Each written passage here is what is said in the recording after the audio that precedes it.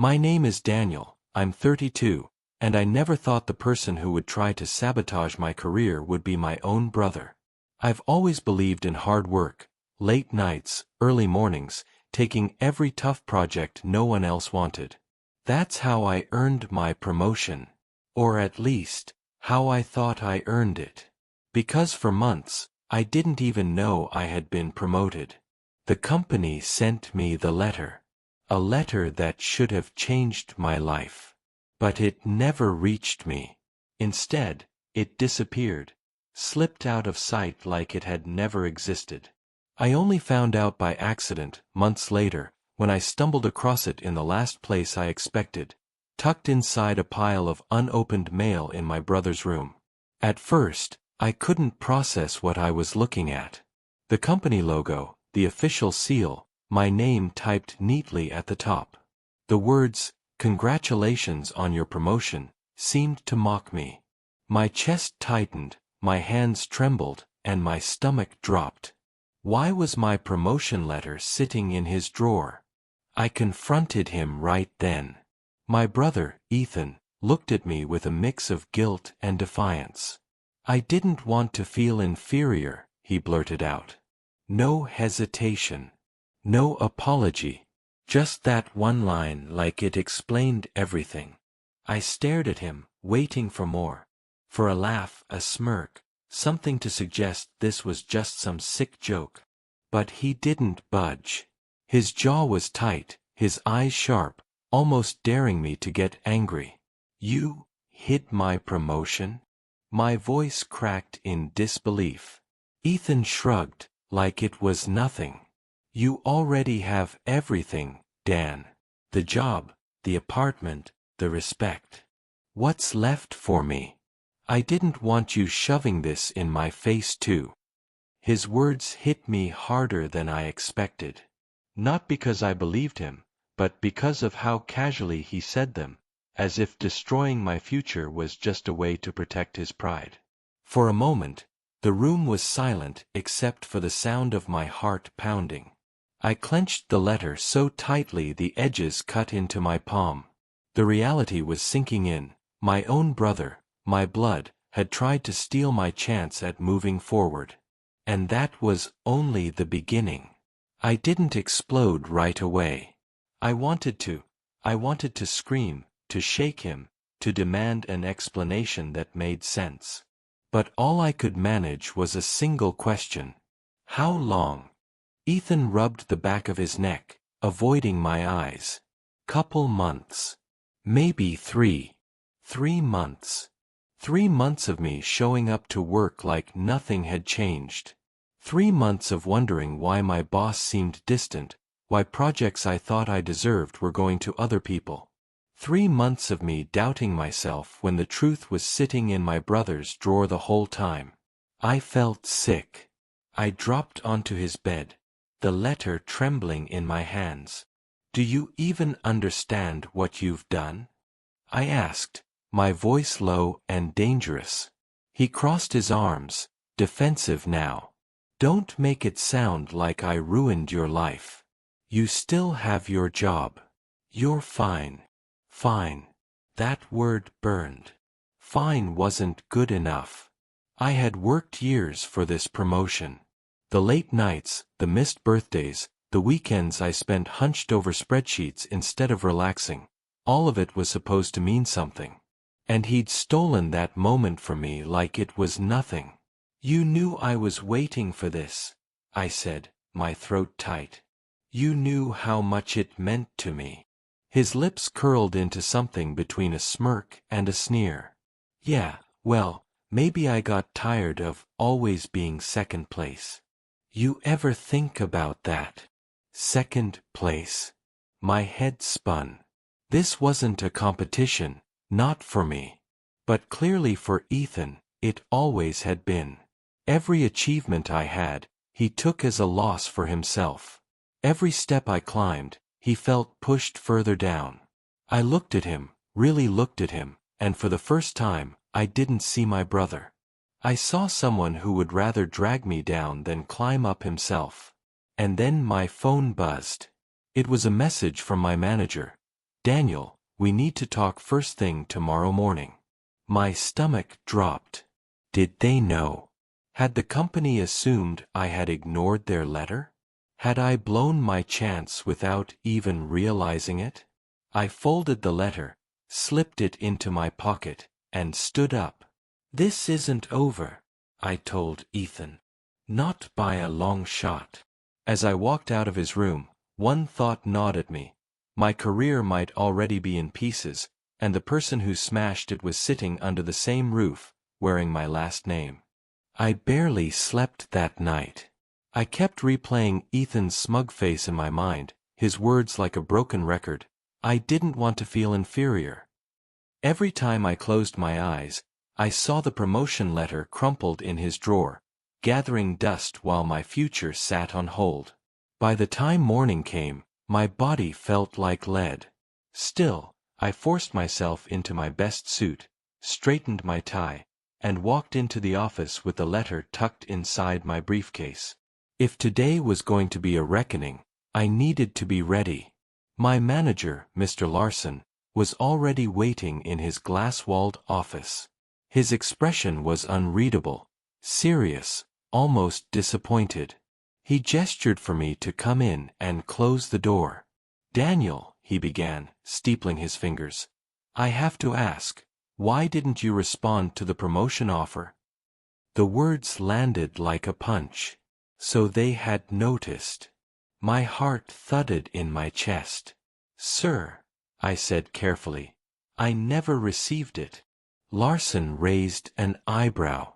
"Never received it?" "HR confirmed it was mailed to your address months ago." I pulled the crumpled letter from my briefcase and set it on his desk. "I found it yesterday. Hidden. By someone who didn't want me to have it." His eyes flickered with surprise, then narrowed in suspicion. "Hidden? By who?" I hesitated. Do I throw Ethan under the bus? Do I admit that my own brother had sabotaged me? The words felt heavy on my tongue, but the truth slipped out before I could stop it. My brother. He intercepted the mail. Larson leaned back in his chair, exhaling sharply. For a moment, he just studied me, like he was deciding whether to believe this wild story. Then, to my relief, he nodded slowly. "That explains a lot." "What do you mean?"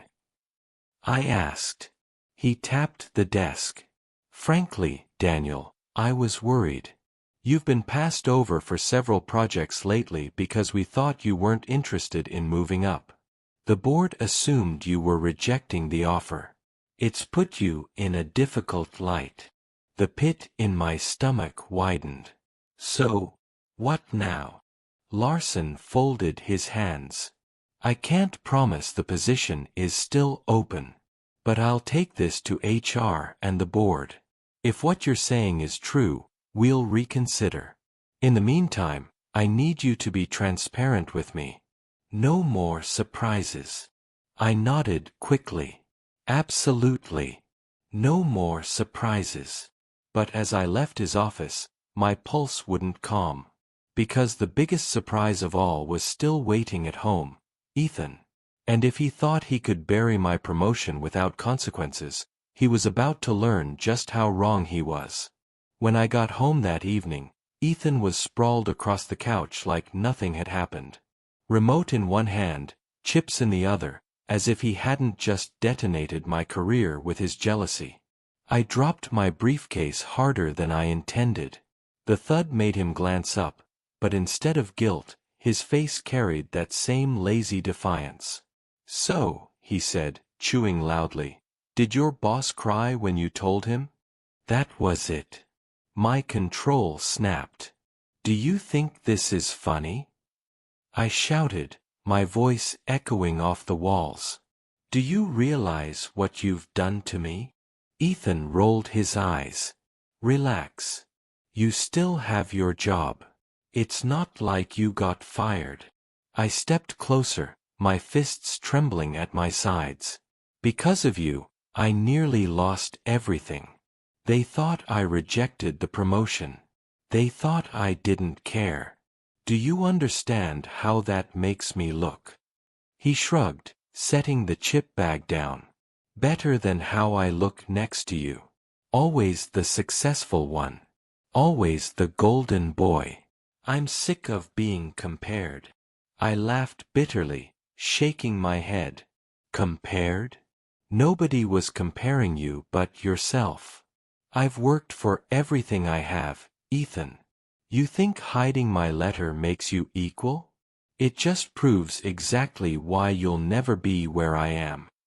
His face darkened. For a moment, I thought he might actually hit me. Instead, he sneered. You think you're better than me? No. I shot back, my voice steady now. But I am better than the version of you who'd stab his own brother in the back. The silence stretched, heavy and suffocating.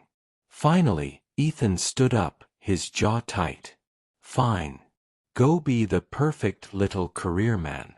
But don't expect me to clap for you when you finally get what you want. I stared at him, my chest burning with anger. I don't need your applause, I said coldly. But I will make sure you never get the chance to sabotage me again. For the first time, I saw a flicker of fear in his eyes. Quick, almost hidden. But it was there. And that flicker told me something important. Ethan hadn't just acted out of jealousy. He was hiding more.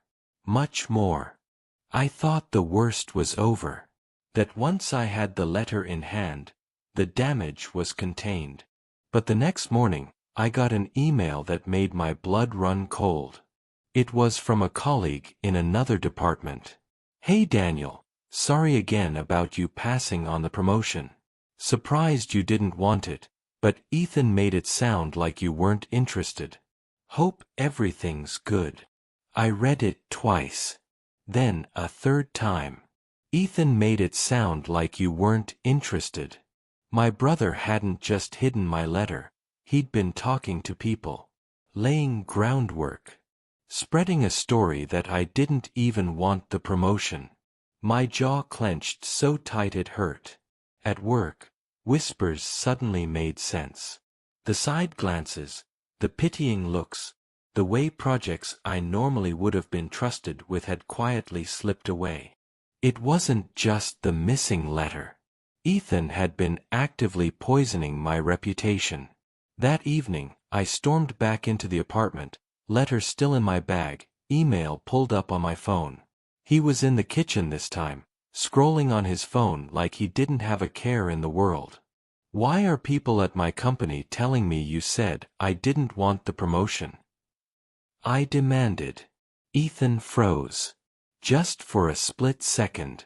Then he chuckled nervously. Oh, that. Yeah, I might have mentioned something to a friend of a friend. Word probably spread. Didn't think it'd matter. Didn't think it'd matter? My voice cracked with rage.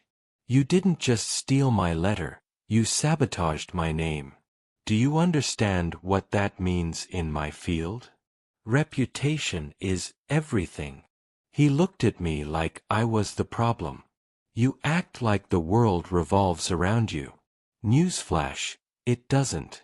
Maybe this was a wake-up call. Maybe now you know how it feels not to always win. For a moment, I couldn't breathe.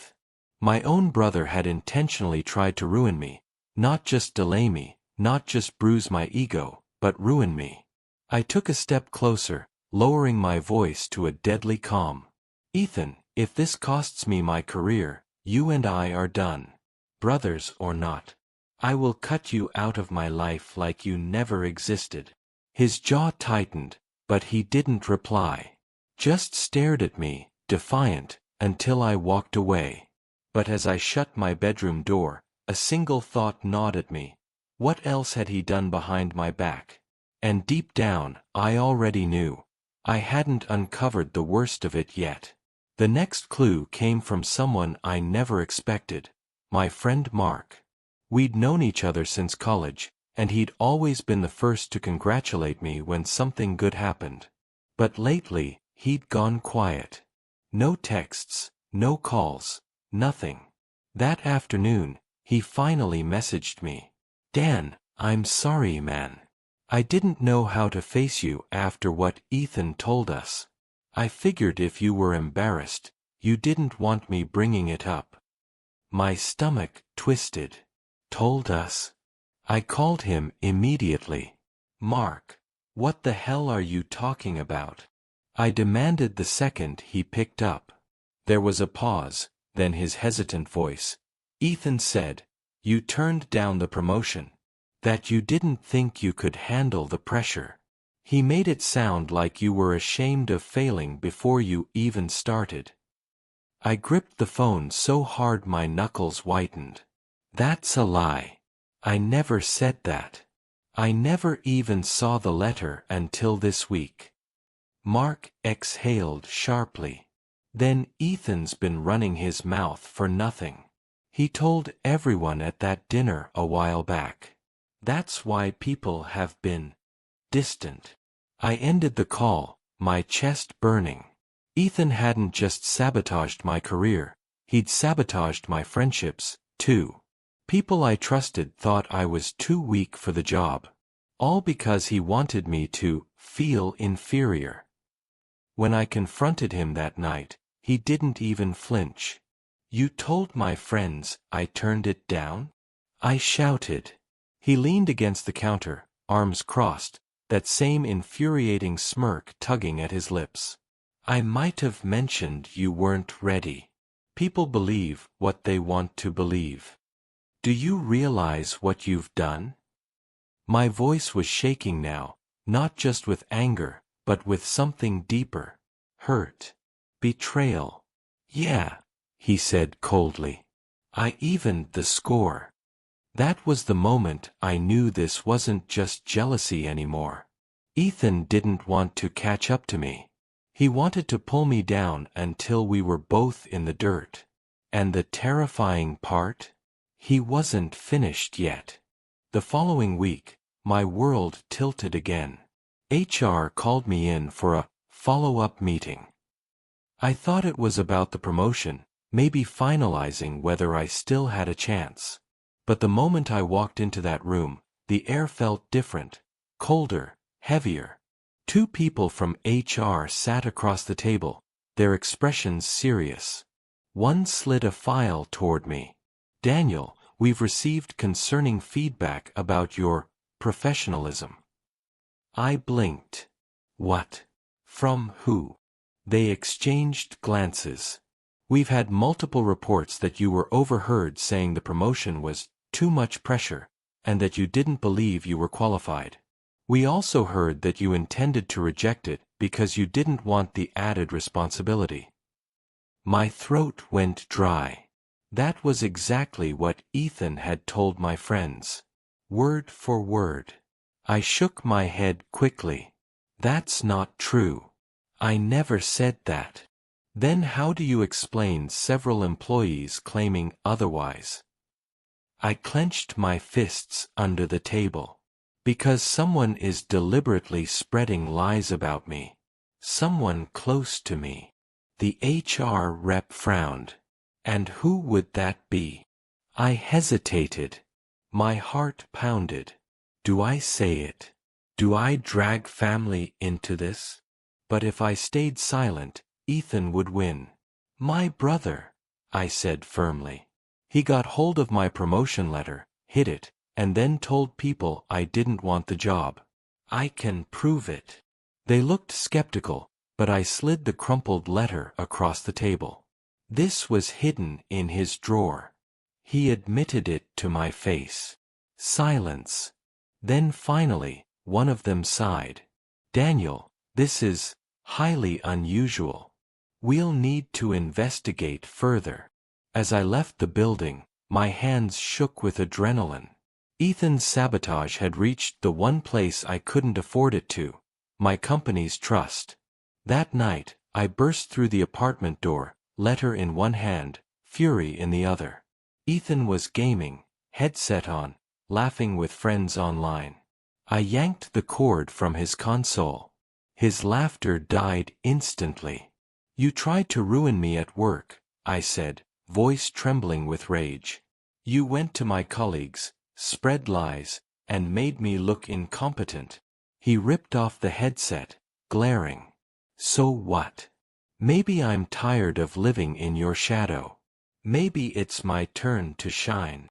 Shine. I barked out a laugh. You don't shine by tearing me down. You just prove how pathetic you've become. For the first time, his mask cracked. His jaw clenched, and his voice dropped to a growl. If you think I'm pathetic now, just wait. You haven't even seen what I can do. Those words chilled me. Because suddenly, I realized, this wasn't just sibling rivalry. This was war. The next morning, I woke to a storm of notifications on my phone. Emails, texts, even voicemails from colleagues and friends.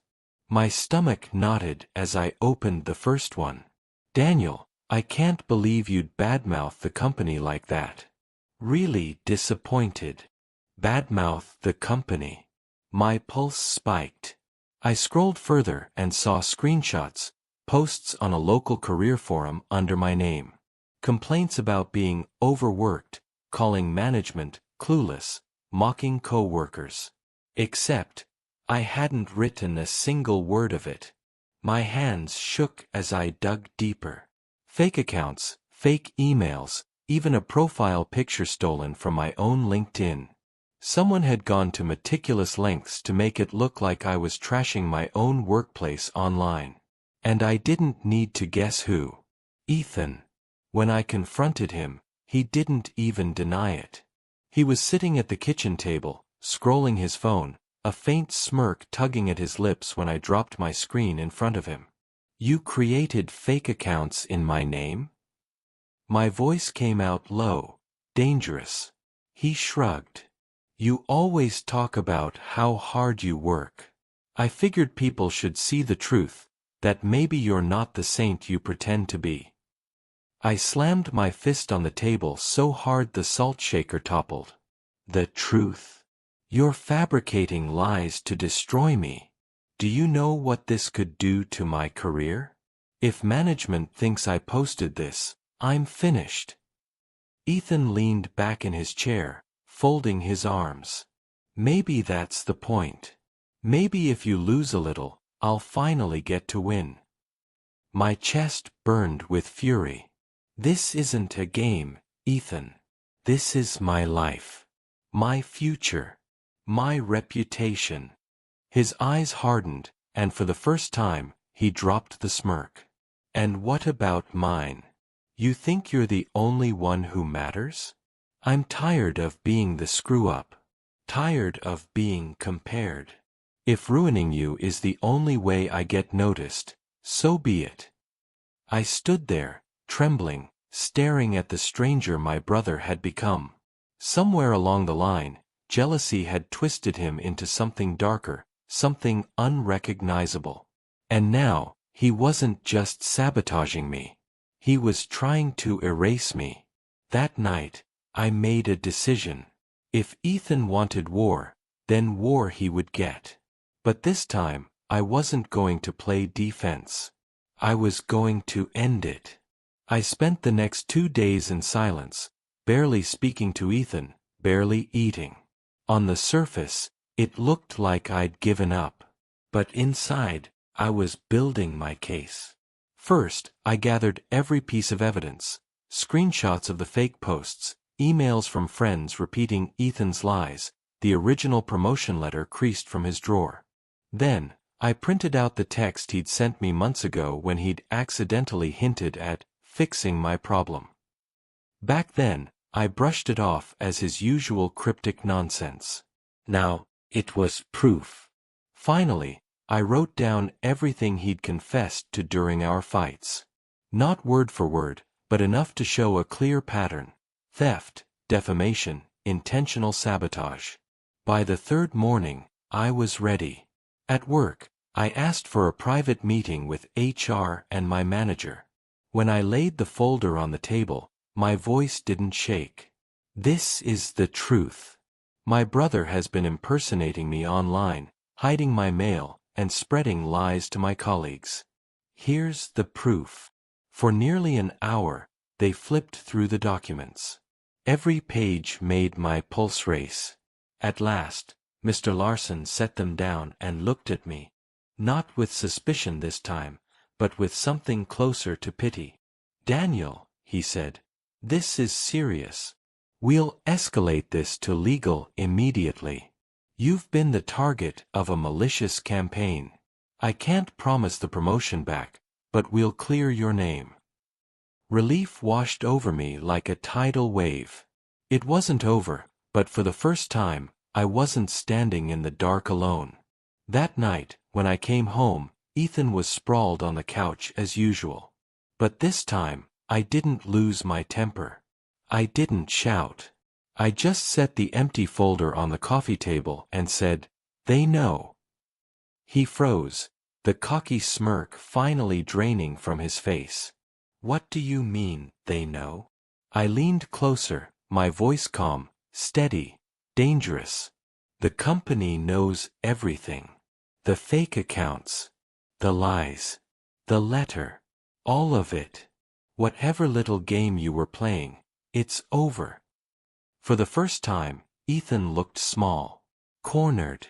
His lips parted like he wanted to argue, but no words came out. I stood tall, grabbed my coat, and headed for the door. "You tried to bury me, Ethan," I said without turning back. "But you just dug your own grave." And I left him there, speechless in the silence he had created. The fallout came faster than I expected. Within a week, Ethan's web of lies unraveled completely. HR traced the fake accounts back to his IP address. Mutual friends confronted him after I shared the evidence. Even our parents, who usually dismissed his behavior with excuses, couldn't deny what he'd done this time. When I walked through the apartment door one evening, his bags were packed. He didn't meet my eyes. "Guess you got what you wanted," he muttered, his voice hollow. I studied him for a long moment. This wasn't the smug, defiant Ethan I'd been battling for months. This was a broken version, stripped of his excuses. And yet, I felt no victory. Only exhaustion. "What I wanted," I said quietly, "was a brother I could trust. But you chose envy over family. You chose to destroy me rather than build yourself up." He flinched, shoulders sagging. "I just didn't want to be less than you." I shook my head slowly. "You were never less. You made yourself less." He didn't argue. He just picked up his duffel bag and walked past me, out into the night. Work was slower to heal. My name had been dragged through the mud, and though HR cleared me officially, some colleagues still looked at me with quiet suspicion. But I kept showing up, doing the work, proving with every late night and every finished project that I was still the man I had always been. The promotion. It eventually came back around, this time in person, with a handshake from my boss and an apology from HR. It should have been a moment of triumph, but all I felt was bittersweet relief. Because a title can't erase betrayal. A paycheck can't fill the hole left by family turning into an enemy. Ethan hasn't called since he left. Sometimes, I wonder if he ever will. And sometimes, late at night, I ask myself whether I'd even answer if he did. But here's what I know for certain. Success means nothing if you don't protect it. And sometimes, the people you least expect are the ones you have to protect it from.